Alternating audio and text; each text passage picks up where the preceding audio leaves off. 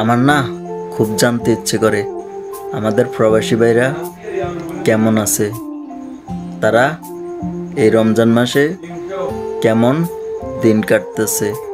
কারণ দিন শেষে তারা সারাদিন ডিউটি করে, ইফতার তৈরি করা, সেহরি রান্না ফাঁক করা, সব মিলিয়ে তারা কেমন আছে। কারণ আমরা তো দেশে থাকি, আমাদের মা রান্না করে, রান্না কইরা তারপর একবার না হাজারবার ডাক সারে, যতক্ষণ না ঘুম ভাঙে, যতক্ষণ না আমি ঘুম থেকে ওইটা স্যারি খাই, এতক্ষণ পর্যন্ত আমাকে ডাক সারে। ইফতারের সময় ইফতারি বানাইয়া দেয়।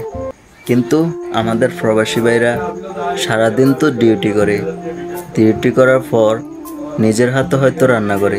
তবে এই জিনিসটাই আমার জানার বেশি আগ্রহ, সেটা হচ্ছে তারা কি নিজের হাতে রান্না করে সেহরি খাইতে হয়, নিজের হাতে ইফতারি বানাইয়া ইফতারি খাইতে হয়।